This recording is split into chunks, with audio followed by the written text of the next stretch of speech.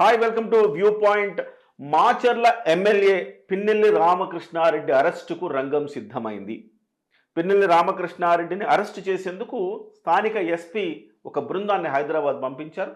వాళ్ళు హైదరాబాద్ స్పెషల్ పోలీస్తో కలిసి సోదాలు నిర్వహిస్తున్నారు. పిన్నెల్లి రామకృష్ణారెడ్డి సంగారెడ్డి వైపు ఆయన కారు వెళ్ళినట్టుగా అనుమానం వచ్చి అక్కడ ఆయన కారును స్వాధీనం చేసుకున్నారు. అయితే ఆ కారులో ఆయన లేరు, కేవలం డ్రైవరే ఉన్నారు. డ్రైవర్ను అదుపులోకి తీసుకుని విచారిస్తూ ఉన్నారు. మొత్తం మీద పిన్నెల్లి రామకృష్ణారెడ్డి అయితే తప్పించుకు తిరుగుతున్నాడు, పరారీలో ఉన్నాడు. ఒక మాటలో చెప్పాలంటే ఏం చేశాడు పిన్నెల్లి రామకృష్ణారెడ్డి అంటే అరాచకం సృష్టించాడు.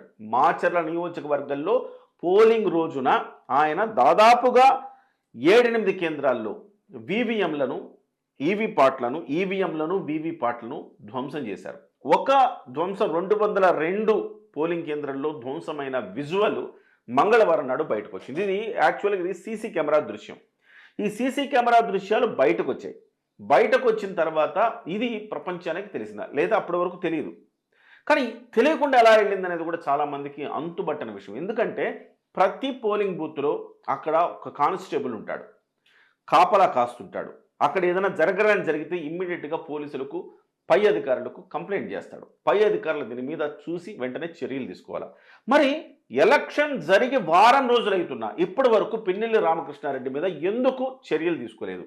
ఇది అందరినీ తొలుస్తున్న ప్రశ్న. అంటే అక్కడ నిజానికి పల్నాడు ఏరియాలో ఇద్దరిద్దరు పోలీసులను పెట్టమని కూడా ఇటువైపు ప్రతిపక్షాలు డిమాండ్ చేశాయి. కానీ ఒక్కొక్క పోలీస్ ఆఫీసర్, ఒక్కొక్క పోలీస్ కానిస్టేబుల్ని అక్కడ నియమించారు. అయినా ఘటన జరిగింది 7 ప్రాంతాల్లో. పోలింగ్ బూత్ 202తో పాటు మరో 7 పోలింగ్ బూతుల్లో ఈవీఎంలు ధ్వంసమైనాయి. ధ్వంసమైనప్పుడు వెంటనే ఫిర్యాదు చేయాలా, పోలీసులు తగు చర్య తీసుకోవాలి. ఫిర్యాదు చేయలేదా, లేకపోతే పోలీసులు స్పందించలేదా, ఏం జరిగిందనేది ఇప్పటివరకు అంతుపట్టిన విషయం. దీని మీద election watch convener Nimmagadda Ramesh గారు దీని మీద ఫిర్యాదు చేస్తున్నారు. ఆయన మాజీ ఎలక్షన్ కమిషనర్గా పనిచేశారు ఆంధ్రప్రదేశ్కి. గతంలో 2019కి ముందు ఆయన దీని మీద వెంటనే 2019 తర్వాత ఆయన పనిచేశారు. దీని మీద ఆయన కేంద్ర ఎన్నికల కార్యాలయానికి ఆయన కంప్లైంట్ చేయటం, వాళ్ళు రాష్ట్రంలో సిఈసి ఎవరైతే ఉన్నారో సీఈఓ ముఖేష్ కుమార్ మీనాకు వాళ్ళు ఆదేశాలు జారీ చేయటం, బుధవారం సాయంత్రం 5 లోపు మీరు దీని మీద చర్యలు తీసుకోవాలా, మాకు ఒక నివేదిక పంపాలని చెప్పేసి ఆయనకు ఆదేశాలు జారీ చేశారు. ఇమ్మీడియట్గా ఉన్నటువంటి పోలీస్ అధికారుల బృందం మొత్తం కూడా కదిలిందని చెప్పాలి. మరి వారం రోజుల పాటు ఏం చేశారు? ఒకవేళ ఆ సీసీ కెమెరాల దృశ్యాలు కనుక బయటకు రాకపోతే ప్రపంచానికి ఈ జరిగిన విధ్వంసం తెలిసేది కాదు కదా. కేవలం మాచర్లలోని ఇలా జరిగిందా, లేకపోతే ఇతర ప్రాంతాల్లో కూడా చాలా ప్రాంతాల్లో గొడవలు జరిగినాయి. రాయలసీమలో అనేక ప్రాంతాల్లో జరిగినాయి, పల్నాడులో అనేక దగ్గరలు జరిగినాయి. సో ఇతర ప్రాంతాల్లో జరిగినప్పుడు కూడా దీన్ని ఇట్లానే మేనేజ్ చేశారా, పోలీసులు ఎందుకు అంత అలసత్వం వహించారనేది మాత్రం ఖచ్చితంగా తెలియవలసిన అంశం. దీని మీద బాధ్యులైన పోలీస్ అధికారుల మీద కూడా చర్య తీసుకోవాల్సిన అవసరం ఉంది. సో నేను పిఠాపురంలో తిరిగినప్పుడు కూడా చాలామంది పోలీస్ అధికారులు, పోలీస్ కానిస్టేబుల్ అక్కడ ఉన్నారు.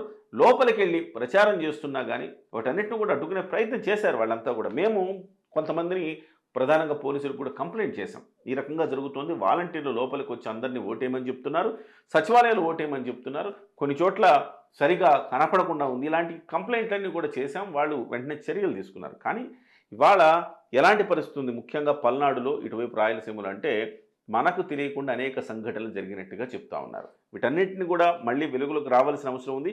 ఇమ్మీడియట్గా పిన్నెల్లి రామకృష్ణారెడ్డిని అరెస్టు చేయవలసిన అవసరం ఉంది.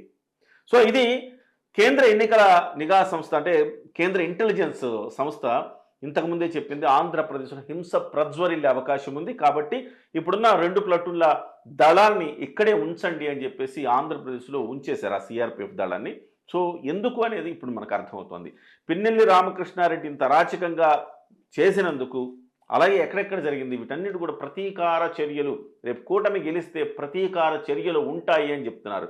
వాస్తవానికి గెలిచినోళ్ళు చేయాలి, కానీ గెలిచినోళ్ళు కాదు, ఓడిపోయిన ఆవేదనలో, ఆక్రందనలో వీళ్లే చేసే అవకాశం ఉందనేది కేంద్ర ఇంటెలిజెన్స్ చెప్తా ఉంది. దానికి ఉదాహరణ ఈ పిన్నెల్లి ఘటన. మరి ఏం చేస్తుంది ప్రభుత్వం? దీని మీద తగు చర్యలు అధికార యంత్రాంగం తీసుకుంటుందా లేదా అనేది మనం వేచి చూడాలి.